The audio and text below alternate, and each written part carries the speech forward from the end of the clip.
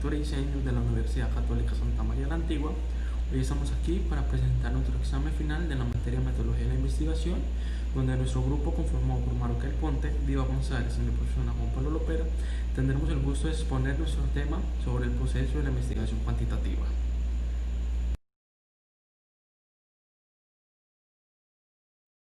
Bien, mi nombre es Diva González y en esta oportunidad junto con mis compañeros les explicaremos el proceso de investigación cuantitativa y en qué consiste el mismo. La investigación cuantitativa es aquella que permite recabar y analizar los datos numéricos en relación a cada una de las determinadas variables que han sido previamente establecidas. Pues este tipo de investigaciones estudia lo que es la relación entre los datos cuantificados para conseguir lo que es una interpretación más precisa de los resultados. Junto con mis compañeros le vamos a estar explicando todo lo que involucra este proceso para llevar a cabo esta investigación. Ahora vemos que la investigación surge del pensamiento o idea sin importar cuál sea el paradigma de nuestra base de investigación, el método que seguiremos. El pensamiento siempre va a ser el primer método de estudio de la realidad. Entonces vemos cómo surge una idea de investigación. Pues esta surge a partir de una serie de puntos que nos ayudan a realizar o llevar a cabo el proceso. Primero tenemos la inspiración, que se basa en los intereses personales de los investigadores. La conceptualización, que consiste en detectar un fenómeno o una pregunta de investigación que requiere una mayor profundidad, ya sea más conocimiento o evidencia para comprenderlo. La oportunidad se refiere a cuando podamos consultar más fácilmente un tema, ya que a veces podemos encontrar que hay fondos o recursos suficientes para investigar un tema. El resolver una problemática, pues como su nombre lo dice, se refiere a cuando cuando es necesario resolver ciertos problemas según el contexto de nuestra investigación. Y finalmente tenemos el cubrir los llamados huecos de conocimiento, que sucede cuando se descubren temas que rara vez se estudian o se investigan en su contexto y se decide estudiarlos con mayor profundidad. Ahora vemos lo que es la selección del tema de investigación. Consiste en determinar con claridad el contenido a presentar del trabajo. Este es el primer paso en el proceso de investigación cuantitativa e incluye determinar claramente el contenido del trabajo a presentar. La selección de los temas y su delimitación serán los que indicarán la dirección de la investigación y permitirá que la investigación avance más rápidamente. Dentro de la misma tenemos que tomar en cuenta una serie de consideraciones, las cuales serían que el mismo debe ser de nuestro interés. La temática debe ser conocida, accesible y bien definido, con temas afines y factores de orden subjetivo u objetivo.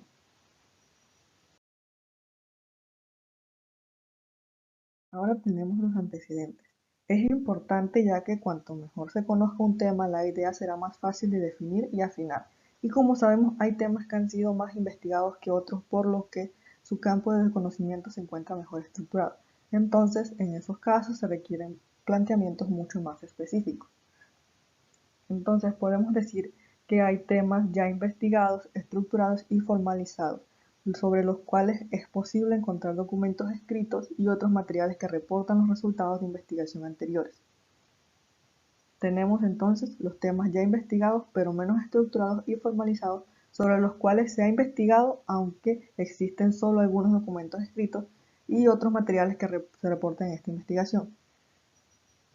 Luego tenemos los temas poco investigados y no estructurados, los cuales requieren un esfuerzo para encontrar lo que escasamente se ha investigado. Y finalmente tenemos los temas no investigados. Entonces vemos cómo se desarrollan los antecedentes. Para llevar a cabo esta profundización es necesario realizar estudios, investigaciones y trabajos previos. Y para que esta profundización sea más eficiente es necesario considerar los siguientes puntos. Primero tenemos no investigar sobre algún tema que ya se haya investigado a fondo, ya que esto significa que una buena investigación debe ser novedosa, lo que se puede lograr al tratar temas no investigados, rara vez investigando temas bastante conocidos o brindando conocimientos diferentes o innovadores sobre el problema, incluso si el problema se ha estudiado repetidamente. En el segundo tenemos estructurar más formalmente la idea de la investigación, ya que hay una idea y un concepto que nos puede llevar al punto de partida, por lo que es recomendable consultar a los materiales anteriores como referencia. Y como tercer punto tenemos seleccionar la perspectiva principal desde la cual se abordará la idea de investigación, pues aunque el fenómeno o el problema sea el mismo, se puede analizar de diferentes formas según sea el marco de investigación. Ahora vemos lo que es el planteamiento del problema. Este es el paso de la idea del planteamiento del problema, puede ser inmediato o bien tardar un tiempo considerable, pues depende de cuán familiarizado esté el investigador con el tema de su estudio, la complejidad de la idea, la existencia de estudios antecedentes, el empeño del investigador y sus habilidades personales. Sabemos que el proceso de investigación se basa en una serie de puntos, los cuales involucran los objetivos de investigación. Estos serían los que señalan a lo que se aspira en la investigación y debe expresarse pues con claridad, ya que son las guías del estudio. Las preguntas de investigación. La pregunta que guía la encuesta a responder. O sea, no se debe utilizar términos ambiguos o abstractos y no podemos decir que existe una única forma correcta de expresar todas las preguntas de investigación porque cada pregunta requiere un análisis específico. La justificación, ya que la mayoría de las investigaciones se ejecutan con un propósito definido y ese propósito debe ser lo suficientemente significativo para que se justifique su realización.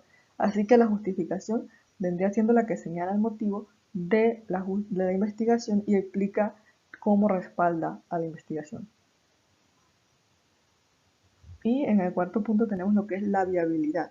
Para ello tenemos que considerar la posibilidad, la disponibilidad del tiempo, los recursos económicos, la mano de obra y los recursos materiales, pues estos recursos serán los que determinarán en última instancia el alcance de nuestra investigación.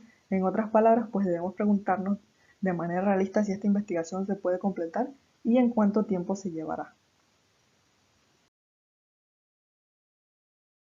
Bien, el planteamiento es útil para una serie de funciones, de una serie de puntos, de los cuales podemos mencionar primero el evaluar. Para evaluar es necesario establecer criterios claros de valoración y luego explicar cómo el problema los articula. Comparar. Se refiere a contrastar grupos, categorías, clases o tipos de fenómenos en cuanto a alguna propiedad o variable. El interpretar se refiere a analizar el significado e implicaciones de un problema de investigación.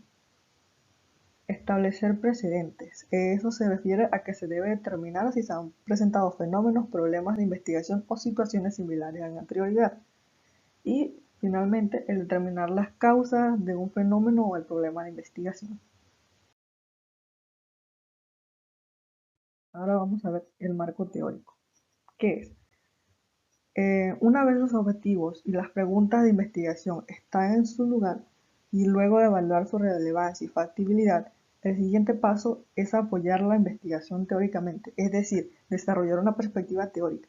Esto significa exponer y analizar las teorías, conceptos, investigaciones previas y antecedentes generales que constituyen la investigación. Y para su desarrollo, pues se deben tomar en cuenta un proceso. Bien. Ahora explicaremos en qué consiste este proceso, donde el primer punto que tenemos es la revisión de la literatura y construcción del marco teórico. Este es un paso de la investigación que incluye probar, consultar y obtener bibliografías y otros materiales útiles para fines de nuestra investigación. El segundo punto que tenemos es el desarrollo de la perspectiva teórica, ya que una vez extraída y recopilada esta información que nos interesa de las referencias para nuestro problema de investigación, podremos empezar a elaborar lo que es el marco teórico, el cual se basará en la integración de la información recopilada. Como tercer punto tenemos lo que son las funciones del desarrollo de la perspectiva teórica, en donde los podemos mencionar el orientar el estudio, prevenir errores, ampliar el horizonte, establecer las necesidades de investigación, inspirar nuevos estudios, ayudar a formular la hipótesis y proveer de un marco de referencia. Ahora vemos lo que es la revisión de la literatura. Entonces tenemos que ver cómo saber si se ha realizado una revisión adecuada de la literatura. Para ello debemos formularnos una serie de preguntas que nos dirán, una vez cumplidas todas, que hemos realizado una revisión adecuada, de entre las cuales podemos mencionar el hecho de que acudimos a un par de bancos de datos de cualquier forma de consulta y pedimos referencia por lo menos de 5 años de atrás. Si revisamos como mínimo 4 revistas científicas que suelen tratar temas de interés, buscamos algún lugar donde había tesis y disertaciones sobre temas de interés, localizamos libros sobre el tema, al menos en 2 buenas bibliotecas, ya sean físicas o virtuales, o si consultamos a más de una persona que sepa algo del tema. Esto es importante, que las bases de información que busquemos no sean mayores a 5 años atrás. Y como último punto tenemos las que son las implicaciones en la redacción del marco teórico. Pues al elaborar el marco teórico consiste en redactar su contenido, hilando párrafos y citando apropiadamente las referencias con un estilo aceptado como lo serían las APA, Harvard o Vancouver para nuestro tema de investigación. Los diseños de investigación con enfoque cuantitativo. La planificación de un estudio con enfoque cuantitativo se concreta en un diseño de investigación que consiste fundamentalmente en la estrategia y el plan de trabajo definidos por quien investiga. La investigación demanda una cuidadosa planificación dirigida a establecer aspectos como las premisas de las que parte el estudio, las perspectivas que lo sustentarán, los procedimientos a seguir y las herramientas e instrumental que serán empleados a lo largo del proceso. En esa misma línea, cabe apuntar que el diseño de investigación se elaborará con un propósito de responder a las preguntas de investigación planteadas y cumplir con los objetivos del estudio. En cuanto a sus características, indica que el plan de trabajo dentro del enfoque cuantitativo es completo, estructurado, minucioso, detallado, cronogramado e inclusive debe contener los instrumentos de correlación de la información.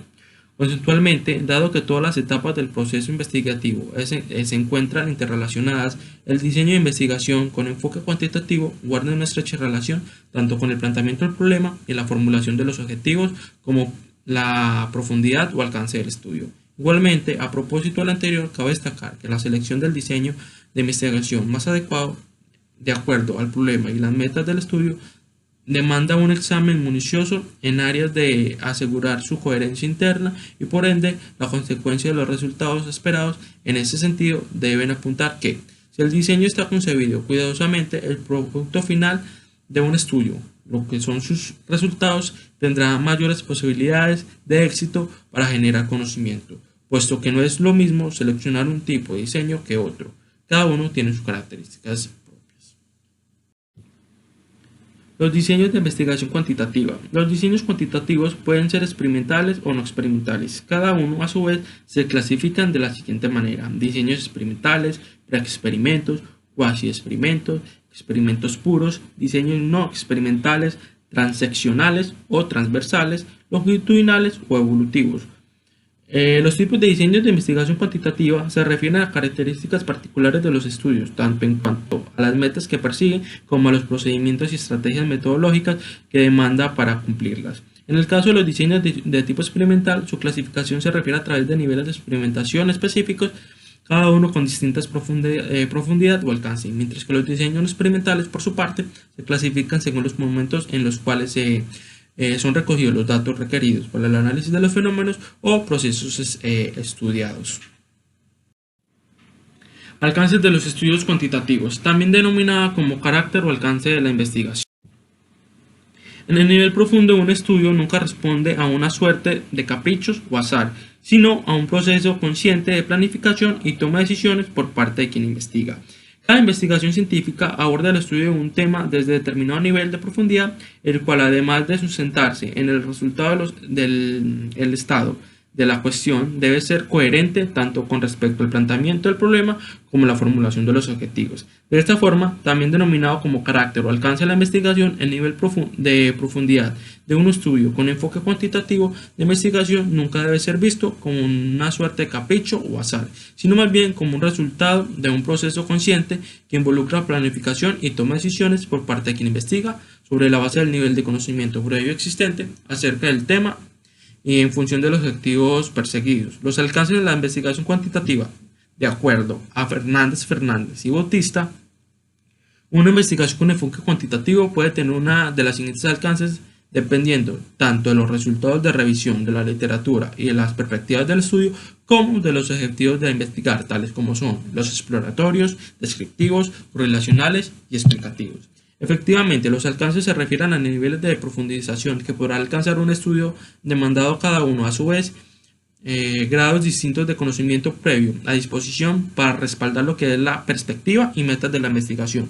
Cabe visualizar que existe una relación de continuidad entre los distintos alcances de investigación, de forma que si como un mismo estudio puede completar etapas de distinto alcance, podrá también ocupar un determinado lugar dentro del proceso amplio de abordaje y conocimiento acerca de un tema, de manera tal que, por ejemplo, así como una investigación puede combinar etapas de alcance exploratorio y descriptivo, o inclusive descriptivo y correlacional, otro estudio por su parte puede ser exploratorio y el conocimiento que genera podrá servir como base para investigaciones de alcance descriptivo. En esta misma línea, los autores Hernández et. al. señalan, los estudios exploratorios sirven para preparar el terreno y por el común antecedentes a investigaciones con alcances descriptivos, correlacionales o explicativos. Los estudios descriptivos por lo general son la base de unas investigaciones correlacionales, las cuales a su vez proporcionan información para llegar a cabo estudios explicativos que generan un sentido de entendimiento y son actualmente estructurados. Las investigaciones que se realizan en un campo de conocimiento específico pueden incluir diferentes alcances. En las distintas etapas de un desarrollo es posible que una investigación se inicie como exploratorio, después de ser descriptiva y correlacional y terminar como explicativa. Cabe enfatizar que en el alcance de profundidad de un estudio está determinado en gran medida por los antecedentes de investigación, es decir, que por el conocimiento existente a partir de las investigaciones previamente realizadas acerca del tema y fenómeno que se pretende abordar. Los alcances. Alcances exploratorios. Los estudios exploratorios constituyen acercamientos iniciales a temas y fenómenos acerca de que no existe conocimiento previo, o bien aquellos que hayan sido escasamente abordados con anterioridad, de manera que no existen bases sólidas sobre los cuales propone una investigación de mayor profundidad o alcance.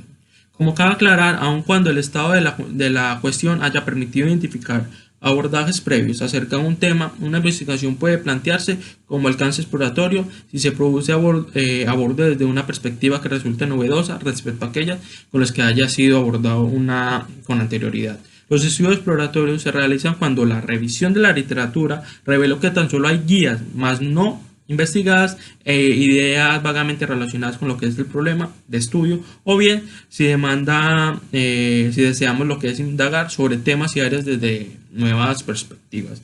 En cuanto a las metas de investigación, los estudios exploratorios giran en torno a niveles básicos de conocimiento. Por ejemplo, si utilizamos lo que es la taxonomía de Bloom como guía para formular lo que son los objetivos de una investigación de alcance exploratorio, nos convendría enfocarnos en los primeros niveles correspondientes al conocimiento y a lo que es la comprensión, y ensayar escribiendo enunciados con algunos de los ejemplos de verbos sugeridos para metas de dicho nivel.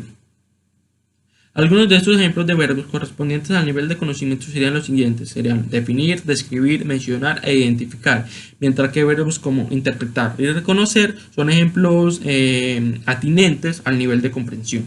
Dichos ejemplos de verbos pueden ser de utilidad tanto de forma a objetivos generales del estudio exploratorio como para establecer objetivos específicos de estudios de mayor profundidad que incluyan lo que son las etapas de alcance exploratorio. Los estudios descriptivos. El alcance descriptivo se refiere a un nivel de profundidad que, si bien es básico, implica contar con una buena base de conocimiento previo acerca del tema y fenómeno del estudio, de manera que una investigación de este alcance pueda inclusive proponerse como fundamentalmente descriptiva o bien incorporar algún grado exploratorio entre sus etapas. En cuanto a lo que son los propósitos de las investigaciones de alcance descriptivo, los estudios descriptivos buscan lo que es especificar las propiedades, las características y los perfiles de personas, grupos, comunidades, procesos, objetos o cualquier otro fenómeno que se someta a análisis. Es decir, únicamente pretenden medir o recoger información de manera independiente o conjunta sobre los conceptos o las variables a las que se refieren.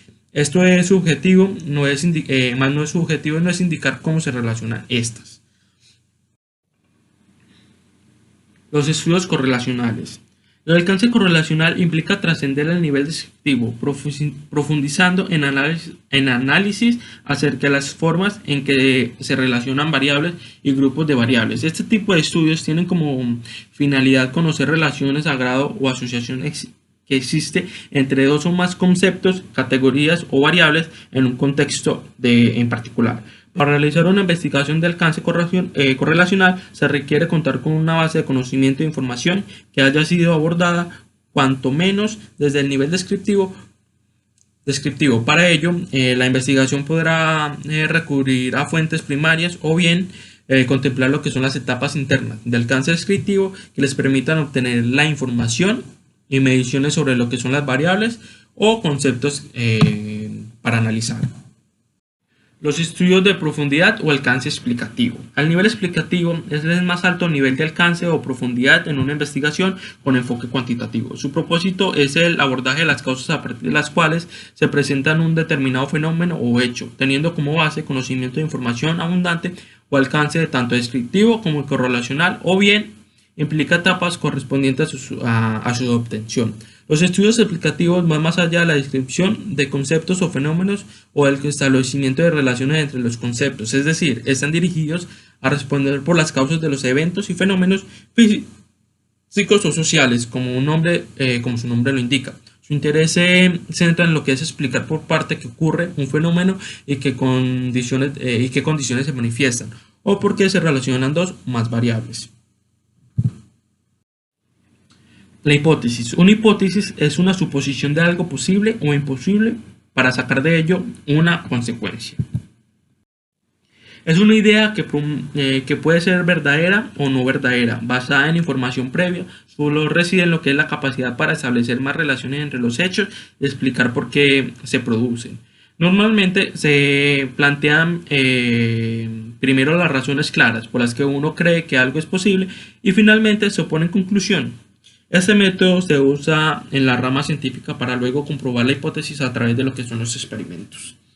Esta definición tiene manifiesto que la hipótesis tiene que formularse después de haber revisado la bibliografía acerca del tema, pues debe basarse en los descubrimientos de las investigaciones previas. Puede o no ser cierta, el proceso de investigación dará o no la razón. Para que una hipótesis sea aceptada como científica, debe ser algo que pueda ser apoyado o refutado a través de levantamiento de información por medio de técnicas de investigación metodológicamente válidas y posterior analizadas. Es decir, que la hipótesis en su planteamiento debe considerar reunir ciertas cualidades mínimas, las cuales son el tener una respuesta probable, tener una claridad conceptual, haciendo referencia a lo empírico y a lo cuerpo teórico de la investigación. Además, debe poder operacionalizarse y o caracterizarse metodológicamente.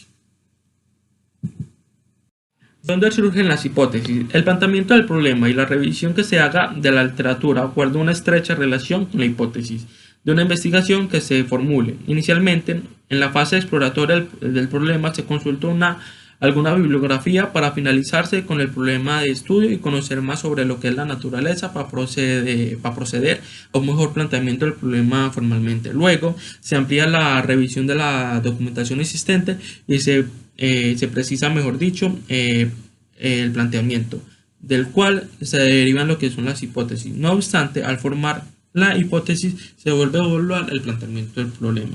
Se debe tener en cuenta que los objetivos de la investigación y las interrogantes son susceptibles de reafirmarse o mejorarse durante el transcurso del estudio. Además, es importante saber, durante este proceso, es posible que el investigador se le ocurran otras hipótesis no previstas en el planteamiento del problema que realizó originalmente.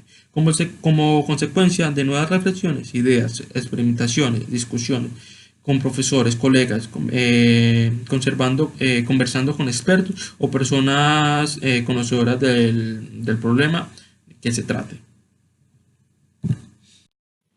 Tipos de hipótesis. De acuerdo a los criterios de clasificación de Morán y Alvarado, podemos distinguir distintos tipos de hipótesis.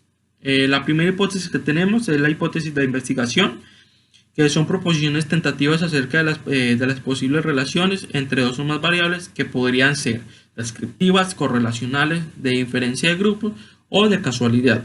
Las descriptivas señalan la presencia de determinados hechos o fenómenos en la población o en la naturaleza, así como su medición, explorar para describirlo y explorar para describir lo encontrado. Las correlacionales se plantean en un sentido que implica la medición entre variables ni el nivel de variación que ocurre en las variables involucradas. De diferencia de grupos, su fin es comparar los grupos. Y de causalidad, afirma la relación entre dos o más variables y como que se dan dichas relaciones. Además, proponen un sentido de entendimiento entre ellas, lo que son la causa y efecto, y información de la variación de una altera a que una altera a la otra se hace dependiente.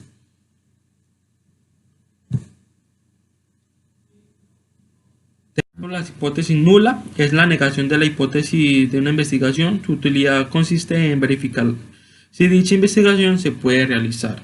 Tenemos también lo que es la hipótesis alternativas, que consiste en proponer otra solución al problema que no sea contradictoria con el marco teórico, completamente la hipótesis de la investigación. Y tenemos la hipótesis estadística, que son la transformación de las hipótesis de investigación nulas y alternativas en valores estadísticos. Las variables. ¿Qué son las variables? Las variables de investigación son las distintas características o propiedades de los seres vivos, objetos o fenómenos que tienen la particularidad de sufrir cambios y que pueden observarse, medirse, ser objeto de análisis y controlarse durante el proceso de una investigación. Algunos ejemplos de variables son las condiciones socioeconómicas de una población, el lugar de residencia, las preferencias políticas, el nivel de educación, el género, la edad, las temperaturas del ambiente o los niveles de gases contaminantes. Tipos de variables según su función. Una variable es una propiedad del objeto del estudio que permite asumir dos o más valores, es decir, que puede cambiar, de forma que si esto no ocurre, las características observadas no es una variable sino una constante. Por ejemplo, en una investigación se quiere saber cómo afectan los niveles de radiación solar, que es una variable independiente, al crecimiento de una planta, que sería la variable dependiente. Como puedes observar, ambas variables pueden tener dos o más valores y se espera que a medida que cambie uno, en este momento la radiación solar, cambie el otro, que sería el crecimiento de la planta. La definición de las variables. Uno de los pasos más importantes en la investigación científica es la medición de las variables. Esto sucede porque no es posible hacer una investigación sin precisar y definir de una forma estricta las variables que se van a estudiar. Definir las variables es un paso muy importante para cualquier investigación científica. La definición de las variables en la investigación científica es una de las tareas más complicadas que debe efectuar el investigador. Este proceso se debe realizar de forma muy estricta, pues solo de esta forma el investigador logrará los objetivos planteados. El investigador concreta la variable del estudio y determina cómo será medido o evaluado. Una vez realizado este proceso, se elaborarán los instrumentos de recolección de datos. Algunos de estos ejemplos de definición de variables serían la edad, tiempo en años transcurridos desde el nacimiento hasta la fecha de la entrevista, la procedencia, el lugar donde reside el entrevistado o paciente, fiebre, hallazgo de temperatura corporal.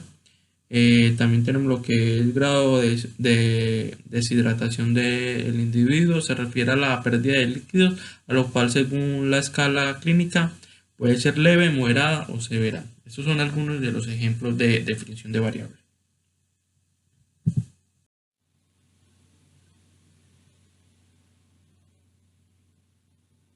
Concepción o elección del diseño de la investigación. ¿Qué es un diseño de investigación? El diseño de investigación se define como los métodos y técnicas elegidos por un investigador para combinarlos en una manera racionalmente lógica para que el problema de la investigación sea manejado de manera eficiente. El diseño de investigación es una guía sobre cómo llevar a cabo la investigación utilizada en una metodología particular. Cada investigador tiene una lista de preguntas que necesita ser evaluadas. El bosquejo de cómo debe llegarse a cabo una investigación puede prepararse utilizando el diseño de investigación. Por lo tanto, una investigación de mercado se llevará a cabo sobre la base del diseño de la investigación. ¿Cómo se desarrolla el diseño elegido? El diseño de investigación constituye el plan general del investigador para obtener lo que son las respuestas a sus interrogantes o comprobar lo que es la hipótesis de la investigación. El diseño de investigación desglosa las estrategias básicas que el investigador adopta para generar información exacta e interpretable. Los diseños son estrategias con las que intentamos obtener respuestas a preguntas como lo que son contar, medir y describir. El diseño de la investigación estipula lo que es la estructura fundamental y específica de la naturaleza global de la intervención. El investigador, cuando se plantea realizar un estudio, suele tratar de desarrollar algún tipo de comparación. El diseño de investigación supone así especificar la naturaleza de las comparaciones que habrían de efectuarse, donde esas pueden ser entre dos o más grupos, de un grupo en dos o más ocasiones, de un grupo en diferentes circunstancias o con muestras de otros estudios. El diseño también debe especificar los pasos que habrán de tomarse para controlar las variables extrañas y señala cuándo, en relación con otros acontecimientos, se van a recaudar lo que son los datos y debe precisar el ambiente en que se realiza el estudio.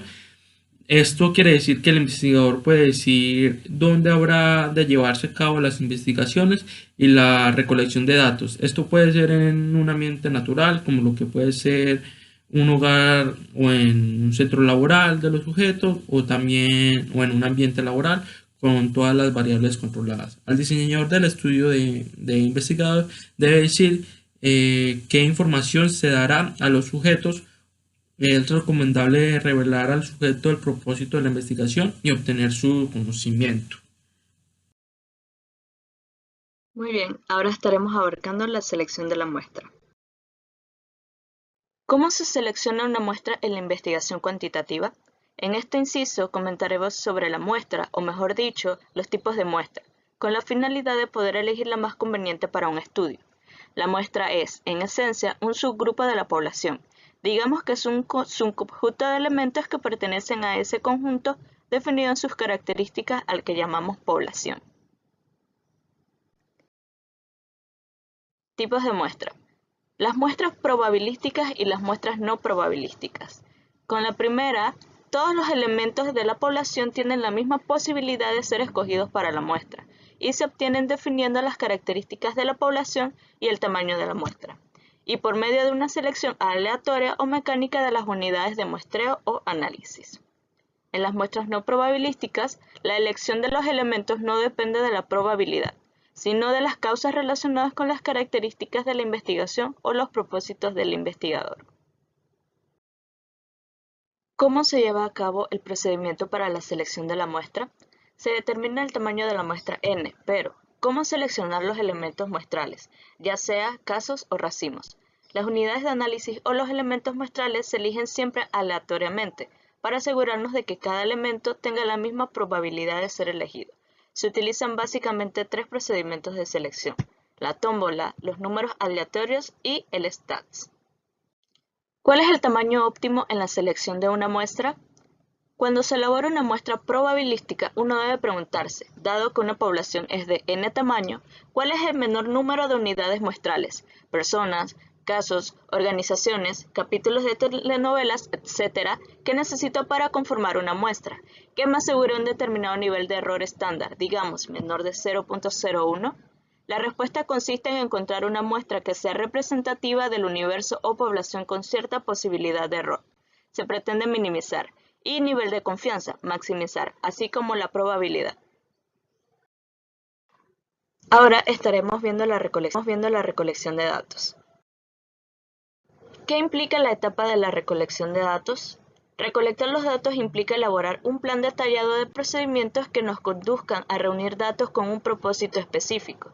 Este plan incluye determinar ¿cuáles son las fuentes de las que se obtendrán los datos? Es decir, los datos van a ser proporcionados por personas, se producirán de observaciones y registros o se encuentran en documentos, archivos, bases de datos, etc. ¿En dónde se localizan tales fuentes? Regularmente en la muestra seleccionada, pero es indispensable definir con precisión a través de qué medio o método vamos a recolectar los datos. Esta fase implica elegir uno o varios elementos y definir los procedimientos que utilizaremos en la recolección de los datos. El método o métodos deben ser confiables, válidos y objetivos. Una vez recolectados, ¿de qué forma vamos a prepararnos para que puedan analizarse y respondamos al planteamiento del problema? El plan se nutre de diversos elementos. ¿Qué significa medir? En la vida diaria medimos constantemente. Por ejemplo, al levantarnos por las mañanas, miramos el reloj y medimos la hora. Al bañarnos, ajustamos la temperatura del agua en la tina o en la regadera. Calculamos la cantidad de café que habremos de servir en la cafetera. Medir es parte de nuestras vidas. Y, en concordancia con la definición clásica del término, ampliamente difundida, medir significa asignar números, símbolos o valores de las propiedades de objetos o eventos de acuerdo con reglas. Stevens, 1951. Y desde luego no se asignan a los objetos, sino a sus propiedades. Bostwick y Kite, 2005. Esta definición es más apropiada para las ciencias físicas que para las ciencias sociales, ya que varios de los fenómenos son medidos en estas no pueden ser caracterizados como objetos o eventos, son demasiado abstractos para ella. La disonancia cognitiva, la pareja ideal, el crimen organizacional, la cultura fiscal y la credibilidad son conceptos tan abstractos que no deben ser considerados cosas que pueden verse o tocarse. Definición de objeto, ni solamente como resultado, consecuencia o producto, definición del evento. Este razonamiento nos lleva a proponer que es más adecuado definir la medición como el proceso de vinculación de conceptos abstractos o con indicadores empíricos, el cual se realiza mediante un plan explícito y organizado para clasificar y con frecuencia cuantificar los datos disponibles, los indicadores, en términos del concepto que el investigador tiene en mente, Carmines y Sayers de 1951. En este proceso, el instrumento de medición o de recolección de datos tiene un papel central. Sin él, no hay observaciones clasificadas. ¿Qué requisitos debe cubrir un instrumento de medición? La confiabilidad. La confiabilidad de un instrumento de medición se refiere al grado que su aplicación repetida al mismo individuo u objeto produce resultados iguales. Hernández, Sampieri et al. 2013, Wanstead y White 2013 y Ward y Street 2009. La validez. La validez en términos generales se refiere al grado de que un instrumento mide realmente la variable que pretende medir. Y por último, la objetividad.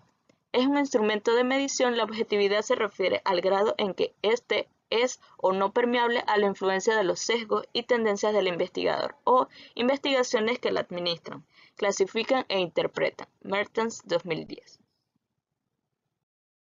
¿Cómo se sabe si un instrumento de medición es confiable y válido? En la práctica es casi imposible que una medición sea perfecta y generalmente se tiene un grado de error. Desde luego, se trata de que este error sea el mínimo posible, por lo cual la medición de cualquier fenómeno se conceptualiza con la siguiente fórmula básica. X es igual a T más E, donde X representa los valores observados, resultados disponibles, T, los valores verdaderos y E, el grado de error de la medición. Si no hay error de medición, E es igual a 0, el valor observado y el verdadero son equivalentes. Esto puede verse claramente así. X es igual a T más 0 y X sería igual a T. Esta situación representa el ideal de la medición. Cuanto mayor sea el error a medir, el valor que observamos, en el cual nos basamos, se alejará más al valor real o verdadero. Por ejemplo, si medimos la motivación de un individuo y la medición está contaminada por un grado de error considerable, la motivación registrada por el instrumento será bastante diferente de la motivación real de esa persona. Por ello, es importante que el error se reduzca lo más posible, pero ¿cómo sabemos el grado de error que tenemos en una medición? Al calcular la confiabilidad y la validez. Se sigue para construir un instrumento de medición. En la fase 1 tenemos las redefiniciones fundamentales. En esta etapa se deberán reevaluar las variables de la investigación, ver si se mantienen o modifican, el lugar específico donde se recabarán los datos, el propósito de esta recolección, quiénes y cuándo momento van a ser medidos, las definiciones operacionales y el tipo de datos que se quieren obtener, respuestas verbales, respuestas escritas, conductas observables, valores de una escala, etc. En la fase 2, la revisión enfocada de la literatura, este paso debe servir para encontrar mediante la revisión de la literatura los instrumentos o sistemas de medición utilizados en otros estudios anteriores para medir las variables de interés, lo cual ayudará a identificar qué herramientas pueden ser de utilidad. En la fase 3, la identificación del dominio de las variables a medir y sus indicadores. Se trata de identificar y señalar con precisión los componentes, dimensiones o factores que teóricamente integran la variable. De igual manera, se debe establecer los indicadores de cada dimensión. La fase 4, la toma de decisiones clave. En esta parte se deberán tomar 3 decisiones importantes que tienen que ver con el instrumento o sistema de medición. La primera, utilizar un instrumento de medición ya elaborado, adaptarlo o desarrollarlo con uno nuevo. La fase 2, si se trata de uno nuevo, decidir qué tipo de instrumento, cuestionario, escala de actitudes, hoja de observación, aparato, etc. y cuál será su formato, por ejemplo, en cuestionarios tamaños de colores, tipo de fuente, etc. Y la 3, determinar el contexto de administración, autoaplicado cara a cara en hogares o lugares públicos, internet, observación de cámara en Gesser, laboratorio clínico, línea de producción, etc. En la fase 5, la construcción del instrumento. La etapa implica la generación de todos los ítems o reactivos, indicadores, categorías del instrumento, así como determinar sus niveles de medición, codificación e interpretación. En la fase 6, la prueba piloto. Esta fase consiste en administrar el instrumento a una pequeña muestra de casos para probar su pertinencia y eficacia, incluyendo instrucciones, así como las condiciones de la aplicación y los procedimientos involucrados. A partir de esta prueba se calcula la confiabilidad y la validez iniciales del instrumento. En la fase 7, la elaboración de la versión final del instrumento o sistema y su procedimiento de aplicación e interpretación. Implica la revisión del instrumento o sistema de medición y su forma de administración para implementar cambios necesarios, quitar o agregar ítems, ajustar instrucciones, tiempo para responder, etc. Y posteriormente construir la versión definitiva incluyendo un diseño atractivo. En la fase 8, entrenamiento del personal que va a administrar el instrumento calificado. Esta etapa consiste en capacitar y motivar a las personas que habrán de aplicar y codificar respuestas o valores producidos por el instrumento o sistema de medición. En la fase 9, obtener autorizaciones para aplicar el instrumento. En esta fase es fundamental conseguir los permisos y accesos necesarios para aplicar el instrumento o sistema de medición, por parte de personas representantes de organizaciones que estén implicadas en el estudio, incluyendo participantes, si ese es el caso. En la fase 10, la administración del instrumento. Aplicar el instrumento o sistema de medición a los participantes o casos de la investigación. En la fase 11 tenemos la preparación de los datos para el análisis, que consiste en codificarlos, limpiarlos, insertarlos en una base de datos, que significa la matriz. Y por último, en la fase 12 tenemos el análisis. De las fases 1 a 7 del diagrama se refieren propiamente al desarrollo del instrumento o sistema de medición, mientras que de las etapas 8 a 11 representan su administración y la preparación de los datos para su análisis. ¿De qué tipo de instrumentos de medición o recolección de datos cuantitativos disponemos en la investigación? Disponemos de múltiples instrumentos para medir las variables de interés y en algunos casos llegan a combinarse varias técnicas de recolección de los datos, pero brevemente comentaremos las más usuales. Los instrumentos que serán revisados en este capítulo son cuestionarios y escalas de actitudes, mencionando a otros, pero principalmente los cuestionarios, que son fenómenos sociales, que tal vez es el instrumento más utilizado para recolectar los datos. El cuestionario consiste en un conjunto de preguntas respecto a una o más variables a medir. Debe ser congruente con el planteamiento de problemas e hipótesis. Los cuestionarios se utilizan en escalas de todo tipo, por ejemplo, para calificar el empeño de un gobierno, para conocer las necesidades de hábitat de futuros compradores de viviendas y evaluar la percepción ciudadana sobre ciertos problemas como la inseguridad. Los análisis de los datos. ¿Qué procedimiento se debe seguir para analizar cuantitativamente los datos? En la fase número 1 tenemos la selección de un software apropiado para analizar los datos. En la fase número 2, ejecutar el programa SPSS, Minibat, Stats, SAST u otro equivalente. En la fase 3 tenemos la exploración de los datos, que consiste en analizar descriptivamente los datos por variable y visualizar los datos por variable. En la fase 4, evaluar la confianza y validez logradas por el o los instrumentos de medición. En la fase 5 tenemos analizar mediante pruebas estadísticas las hipótesis planteadas, el análisis estadístico inferencial. En la fase número 6 tenemos realizar análisis adicionales.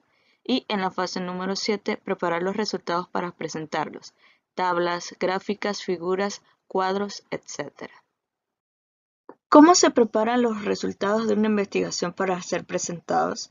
Primero, revisar cada resultado, el análisis general, el análisis específico, valores resultantes, incluida la significación, tablas, diagramas, cuadros y gráficas.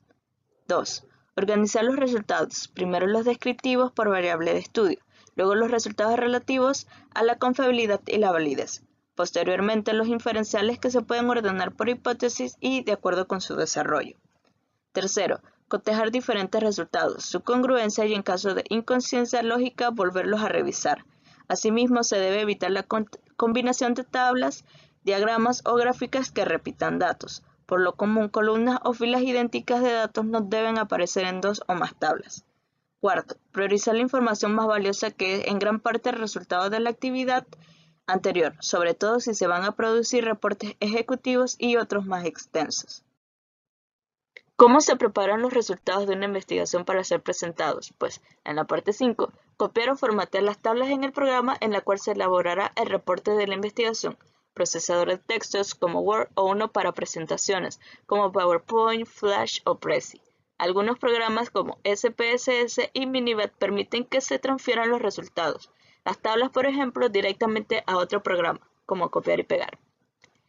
En la parte 6, comentar o describir brevemente la esencia de los análisis, valores, tablas, diagramas y gráficas. En la parte 7, volver a revisar todos los resultados. Y por último, elaborar un reporte de investigación. El informe de la investigación cuantitativa. ¿Cuáles son los apartados o secciones que contiene un reporte de investigación o un reporte de resultados en el contexto académico? Muy bien, primero tendremos la portada, los índices, el resumen, términos clave, cuerpo del documento o trabajo, referencias y los apéndices que estaré explicando en siguiente. La portada incluye el título de la investigación, el nombre del autor o los autores y su institución o el nombre de la organización que patrocina el estudio, así como la fecha y el lugar en la que se presenta el reporte. En el caso de tesis o disertaciones, las portadas varían de acuerdo con los lineamientos establecidos por la autoridad pública o la institución de educación superior correspondiente. Se aconseja que el título del informe sea breve pero informativo y que se eviten términos sensacionalistas. Muy bien, los índices. Normalmente los índices son varios. Primero el del contenido, que incluye capítulos, apartados y subapartados, diferenciados por numeración progresiva o tamaño y características de la tipografía. Desde luego, los índices solamente se incluyen en reportes largos como las tesis e informes. Tenemos el resumen o sumario. Constituye el contenido esencial del reporte de investigación y usualmente incluye: primero, el planteamiento del problema, expresado en una o dos oraciones, frecuentemente como objetivo o propósito. Segundo, el método de unidades de análisis, diseño, muestra e instrumentos. Por tercero, resultados o descubrimientos más importantes, 2 o 3 y uno de estos, la prueba de la hipótesis. Como cuarto, las principales conclusiones e implicaciones. Debe ser comprensible, sencillo, informativo, preciso, completo, conciso y específico. En las palabras clave son términos que identifican al tipo de investigador o trabajo realizado y son útiles para ayudar a los indexadores y motores de búsqueda a encontrar los reportes o documentos pertinentes. Por lo común se solicitan entre 3 y 5 términos, aunque algunas revistas permiten hasta 8 como acta sociológica. El cuerpo del documento, pues primero que nada tenemos la introducción, la revisión de la literatura, el método, los resultados y la discusión. En el cuerpo del documento, respecto a las partes que integran el cuerpo del documento, existen variantes entre los diferentes campos del conocimiento, asociaciones científicas, normas editoriales y perspectivas del investigador. Tenemos en sus primeras partes la introducción, la segunda la revisión de la literatura, la tercera el método, el cuarto los resultados y el quinto la discusión. En las referencias, Son las fuentes primarias utilizadas por el investigador para elaborar el marco teórico u otros propósitos. Se incluyen al final del reporte, ordenadas alfabéticamente y siguiendo un estilo de publicaciones, APA, Harvard, Vancouver, etc. Los apéndices. Resultan útiles para describir con mayor profundidad ciertos materiales sin distraer la lectura del texto principal del reporte o evitar que rompa con el formato de este. Algunos ejemplos de apéndices serían el cuestionario utilizado, un nuevo programa computacional, análisis estadísticos adicionales, la descripción de un equipo utilizado, el desarrollo de una fórmula complicada, fotografías, etc. Se titulan y numeran en orden progresivo.